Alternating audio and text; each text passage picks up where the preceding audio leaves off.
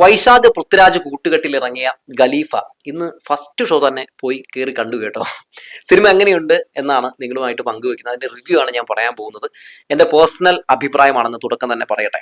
Cinema സ്വർണ്ണക്കള്ളക്കടത്ത് സംഘത്തിന്റെ കഥ തന്നെയാണ്. ഈ സിനിമ കാണാൻ പോകുന്നതിന് മുമ്പ് എൻ്റെ മനസ്സിൽ ഒരു മിനി KGF ആയിരുന്നു കേട്ടോ. കാരണം ഈ സിനിമയുടേതായിട്ട് പുറത്തു വന്ന ട്രെയിലർ ആണെങ്കിലും പുറത്തു വന്ന സീനുകളൊക്കെ ആണെങ്കിലും എന്നിലെ പ്രേക്ഷകന് ഒരുപാട് പ്രതീക്ഷകൾ സമ്മാനിച്ചിരുന്നു. അതുകൊണ്ട് വലിയ പ്രതീക്ഷയുമായാണ് തിയേറ്ററിലേക്ക് പോയത്. സംവിധായകൻ ഈ വൈശാഖാണ് എന്നൊരു ബോധ്യം ഉള്ളിനകത്ത് ഉണ്ടായിരുന്നു.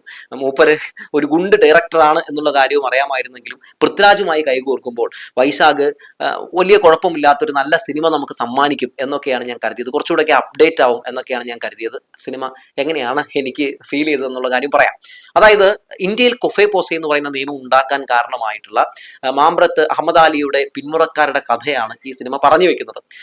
സിനിമയുടെ ആദ്യ പകുതി സത്യം പറഞ്ഞിട്ടുണ്ടെങ്കിൽ നമ്മളെ തിയേറ്ററിലിട്ട് കൊല്ലുകയാണ്. എനിക്ക് ഈ തുടക്കം ഇരുന്ന് കണ്ടപ്പോൾ ഞാൻ ഈ തുടങ്ങി ഇങ്ങനെ അഴഞ്ഞ് പോകുന്ന കണ്ടപ്പോൾ തന്നെ തോന്നി ഇത് തീരുമാനമാണെന്ന്. ഫസ്റ്റ് ഹാഫ് നമുക്കൊരു രീതിയിലുള്ള എന്താ പറയുക ഒരു പ്രതീക്ഷയും നൽകുന്നില്ല. അപ്പം ഞാൻ വിചാരിച്ചു സെക്കൻഡ് ഹാഫിലായിരിക്കും പടം അങ്ങ് കയറാൻ പോകുന്നത്, കത്തിക്കാൻ പോകുന്നത് എന്ന് വിചാരിച്ചു.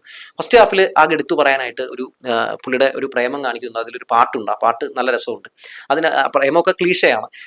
അതിനപ്പുറത്തേക്ക് ഒരു എന്താ പറയുക, ഒരു പുതുമയുള്ള ഒന്നും ഫസ്റ്റ് ഹാഫിൽ നമുക്ക് കാണാൻ സാധിക്കുന്നില്ല. സാധാരണ സ്വർണ്ണക്കള്ളക്കടത്ത് സംഘത്തിന്റെ ഒരു കഥ, ആ കഥയ്ക്ക് അപ്പുറത്തേക്ക് ഒരു എക്സ്ട്രാ നമുക്ക് എടുത്തു വെക്കാൻ ഒന്നും തന്നെ ഇല്ല.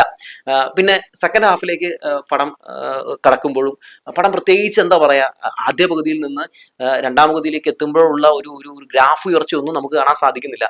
എടുത്തു പറയാൻ അങ്ങനെ വലിയ സീനുകളൊന്നും ഇല്ലതാനും. ഫസ്റ്റ് ഹാഫിൽ ഒരു ഫൈറ്റ് ഇതുപോലെ തന്നെ നന്നായിട്ട് തോന്നി. തുടക്കത്തിലെ ഫൈറ്റ് നന്നായി തോന്നി. പിന്നെ ഈ സിനിമയുടെ സെക്കൻഡ് ഹാഫിലെ ക്ലൈമാക്സിലെ ആ ഫൈറ്റും കുറച്ച് ഗംഭീരമായിട്ട് തോന്നി.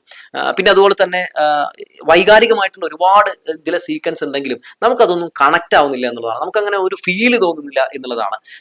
ഈ പൃഥ്വിരാജിന്റെ കഥാപാത്രം അമീർ അലി എന്ന് പറയുന്ന കഥാപാത്രമാണ്. അമീർ അലി ആരാണെന്നൊക്കെ നിങ്ങൾ തിയേറ്ററിൽ തന്നെ പോയി കണ്ട് മനസ്സിലാക്കണം കേട്ടോ. അപ്പോൾ ഈ അമീർ അലി എന്ന് പറയുന്ന ഈ ക്യാരക്ടർ ശരിക്കും പറഞ്ഞ ഒത്തിരി ഇമോഷൻസും അതുപോലെ തന്നെ ഒരുപാട് നമ്മളെ എന്താ പറയുക, റൊമാൻറ്റിഫിക്കേഷൻ്റെ ഒക്കെ അങ്ങേ അറ്റത്തൊക്കെ നിർത്താനൊക്കെ പറ്റുന്ന രീതിയിലുള്ള ഒരു കഥാപാത്രമാണ്. പക്ഷെ നമ്മളെ അങ്ങനെ ഒന്നും കൊണ്ടുപോയി നിർത്തുന്നില്ല എന്നുള്ളതാണ്